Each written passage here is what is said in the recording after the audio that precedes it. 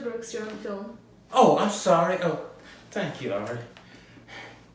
What a good director you are. I was caught up in my notes that I forgot that it was time for the Donald Brooks Show.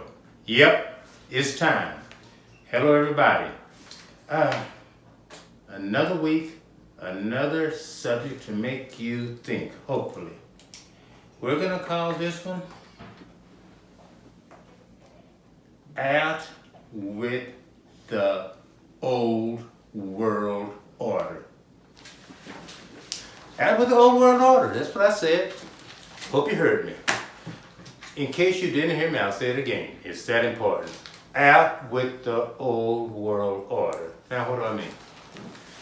Well, this country, and I can't blame this country. I think so many countries in the world are kind of based the same. Don't know how it started, but it's set up where a few rule for the majority. I don't like that, but we've been indoctrinated to think that that's the way it should be. They know what's going on. Why shouldn't they rule? They're intelligent. We're just workers. We're just the lower of the middle class. We need the upper class to tell us what to do. No, we don't. So that's why I'm proposing out with the old world order. Now I'm going to start proposing a lot of things, and maybe one of them will catch on. Last year I proposed something that no one seemed, that people were divided about. I had proposed that we start a campaign to get rid of pit bulls. And that was a lightning rod.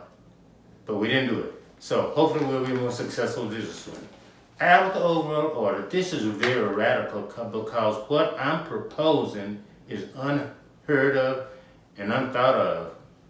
Maybe what's his name? The Sanders guy that ran for president? Bernie. Maybe Bernie thought about it. I don't know. But I haven't heard of anybody think about what I'm going to propose. I'm proposing we don't need government per se. We need workers. We don't need a Speaker of the House. We don't need a president. I don't care what party he's in. As a matter of fact, we don't even need political parties. We need to get rid of all of that. That sounds like communist anarchy. Excuse me, Ari. I'm not going to say speak when you're spoken to, but this is my show, and I'm going to ask you to listen, and we can discuss it later. As you can see, Ari disagrees, okay? She's really getting a big head. I never said disagree. I just give it a name. Yeah, okay. As you can see, she threw me off my game, but that's okay. That's all right. That's okay. Back to what I was saying. What was I saying, Ari, before you interrupted? She's just supposed to be a director, not a critic. Where did we leave off? Oh, I was saying that I think Bernie Sanders might have thought of that. I don't know. But back to what we were saying. We don't need any of these things. We need workers to work. Yep, we need somebody to process a check, send your checks out. We need somebody to pay bills. But we don't need the so-called smart people to tell us what to do, how to think. We don't need that. We don't need that at all. So, the question you will ask, well, if we don't have these people that know what we need, what should we do? You mean after we throw these people out, after we say no more president, no more governors? You know what, we don't even need judges. And as a matter of fact, I'm bigger on that than anything. Because what is a judge? A judge is somebody that sits there with his robe, order, telling you to be quiet, striking things from the record, judging you. No, we don't need a judge. All of these things can be solved with one thing. Something comes up that people disagree on, vote on it. Yes, vote on it, but make the vote fair. Not by party. Just vote on it, yes or no. The majority wins. Okay, that's all we need. Think how that would be, how the money was saved. We have all these campaign guys getting up, saying, and you know what's so funny about when they run for president? I've seen both parties do it. They get up and they make this statement. I pulled myself up. I was a poor man. I didn't have anything, but I worked hard. I feel your pain. No, they don't feel your pain. They don't feel my pain.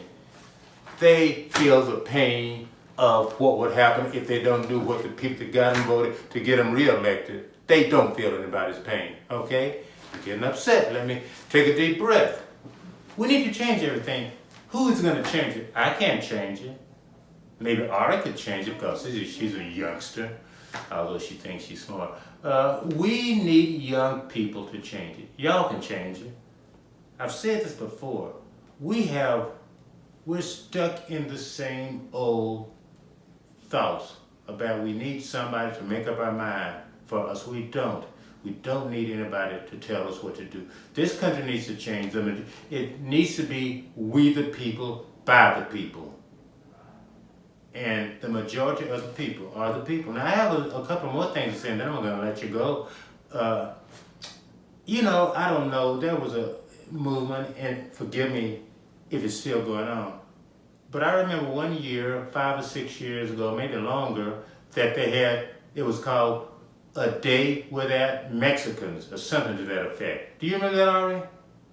Yeah, I think it was right after Trump got elected. A Day Without Mexicans, yeah. And what that did, it called attention to, okay, you take us for granted, what would happen if we don't come to work?